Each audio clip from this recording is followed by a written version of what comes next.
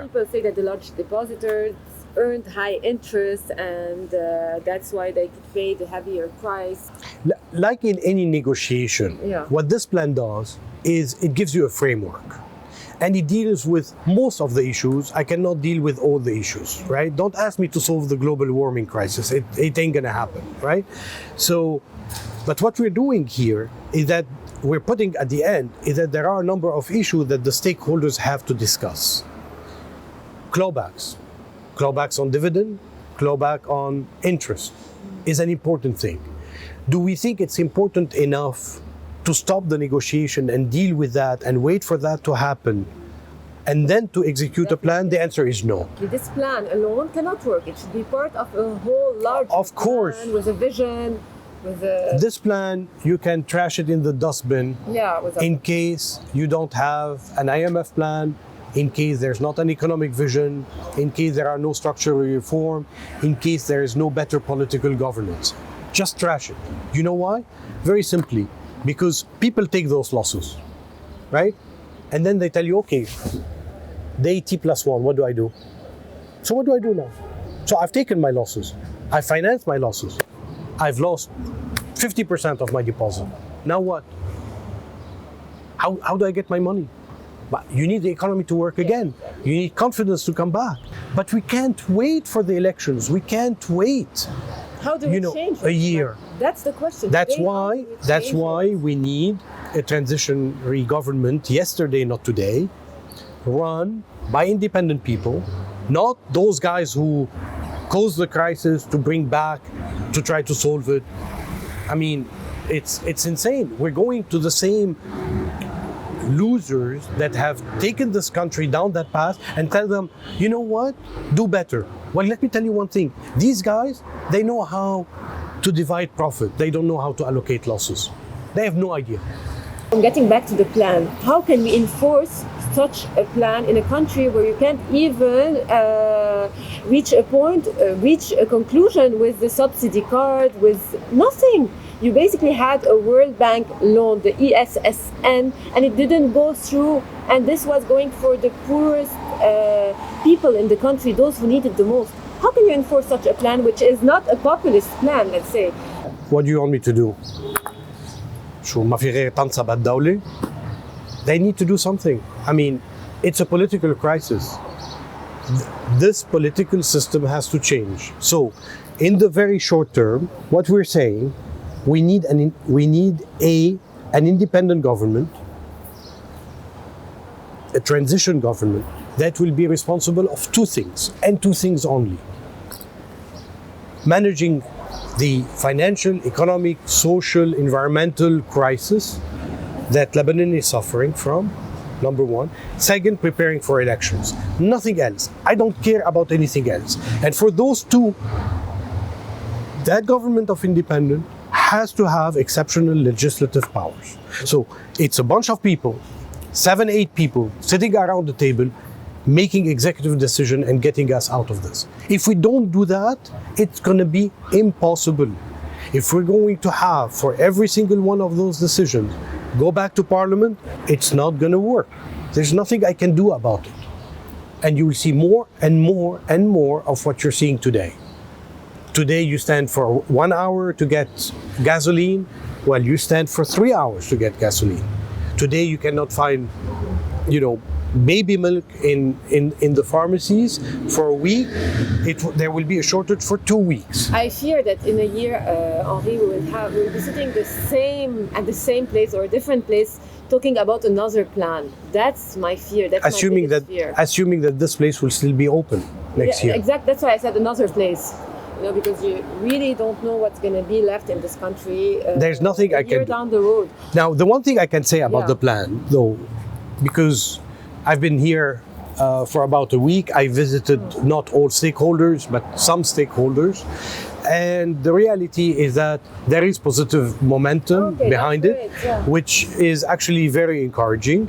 You said that keeping subsidies will result in larger losses for the banking sector, thus higher haircut, a higher portion of haircut.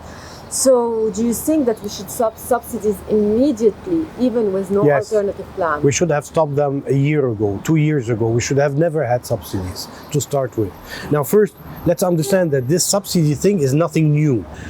What are subsidies? Basically, buying dollars at 1,500. Yeah. Well, we've been doing that for 30 years. So please stop calling it subsidies.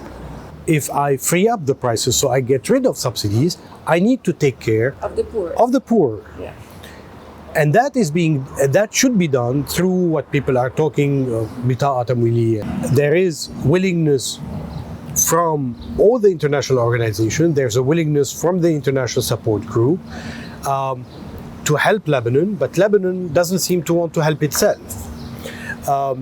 So all these, but the answer to the question about the subsidies and the plan is that, again, if you don't stop subsidies, this is costing you $300, $500 million a month, okay? So in the next 2 to 3 months, this is adding another 2 billion hole to this plan. That's why I said the Where, well, I mean, have to be reviewed and reviewed. you know, and reviewed. I'm not Santa Claus. I cannot create money, right?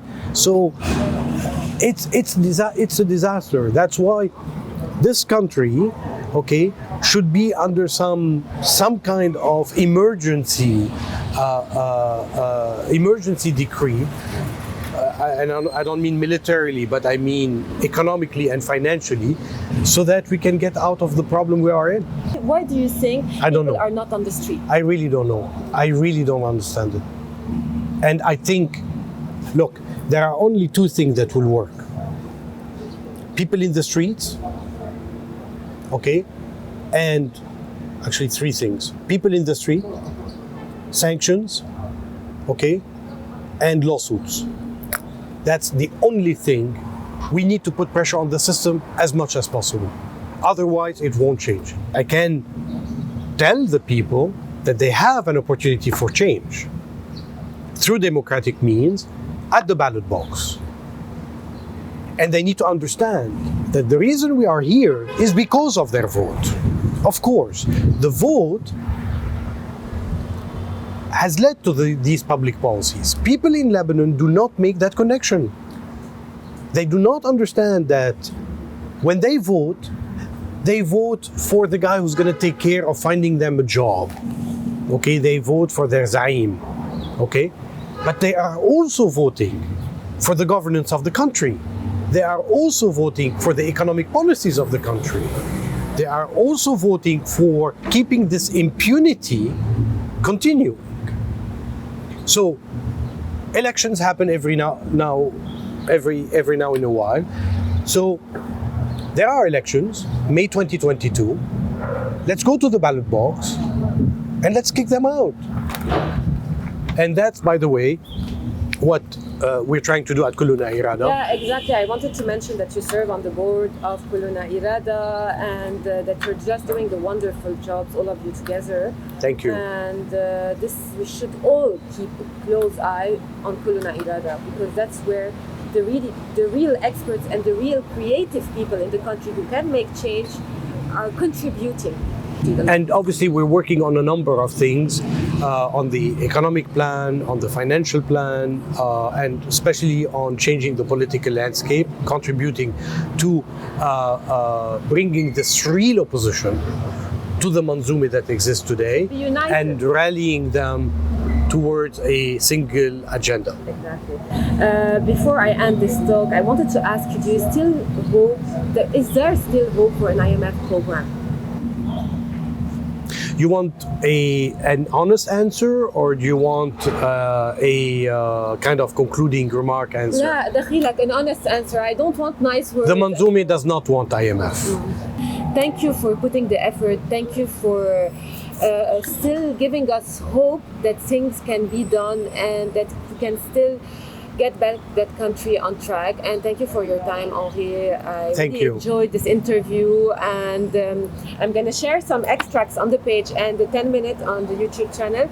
And of course, also I'll keep a longer version for those who want to Excellent. listen. Thank you very much.